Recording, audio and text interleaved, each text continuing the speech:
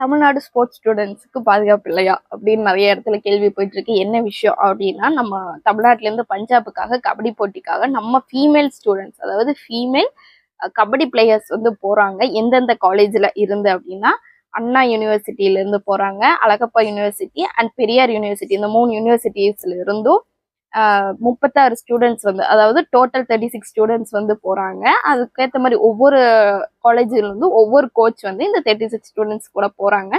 And Punjab போய் அங்க இருக்கிற ஒரு இடத்துல அங்க கேம் விளையாடும் போது பஞ்சாபோட காலேஜுக்கும் நம்ம தமிழ்நாட்டுல இருந்து போன ஒரு டீமுக்கும் வந்து ரைடு போகுது. அந்த மேட்ச் டைம்ல ரைடு தமிழ்நாடு ஸ்டூடெண்ட்ஸ் வந்து ரைட் போகும்போது ஆப்போசிட்ல இருக்கிறவங்க வந்து அடிச்சதாகவும் அதுக்காக இந்த ப்ராப்ளம் நடந்ததாகவும் தான் பேசப்படுது. அந்த இதுல வந்து ரொம்ப ஆர்கியூவா போயிட்டு இருந்துச்சு, நிறைய ப்ராப்ளம் வந்துச்சு, அடிச்சதாகவும் அந்த குழந்தைங்க கீழே விழுந்ததாகவும் தலை சுற்றி விழுந்ததாகவும் நிறைய இடத்துல பேசப்பட்டுட்டு இருக்கு.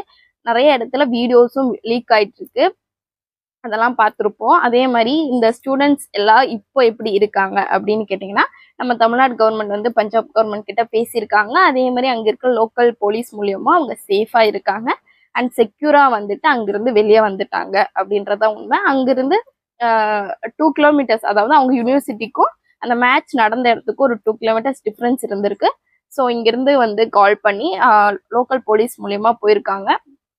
போய் வெஹிக்கிள் மூலியமா வெளியே வந்துட்டாங்க. அவங்க டெல்லிக்கு போறதாகவும், டெல்லியிலிருந்து 1 டே அங்க நைட் ஸ்டே பண்ணி அடுத்த நாள் மார்னிங் கிளம்புறதாகவும் பேசியிருக்கிறாங்க.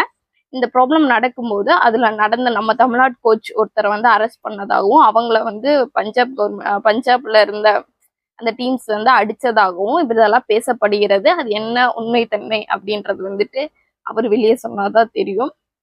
அண்ட் இப்ப எல்லாரும் சேஃபான்னு கேட்டா எல்லாருமே சேஃபா இருக்காங்க. இன்னொரு விஷயம் என்ன அப்படின்னா, ஸ்போர்ட்ஸுக்காக போற ஒரு ஸ்டூடெண்ட்ஸ்க்கு இன்னும் கொஞ்சம் சேஃப்டி கொடுக்கணும்னு நான் நினைக்கிறேன். நீங்க என்ன நினைக்கிறீங்கன்னு மறக்காம கமெண்ட் பண்ணுங்க.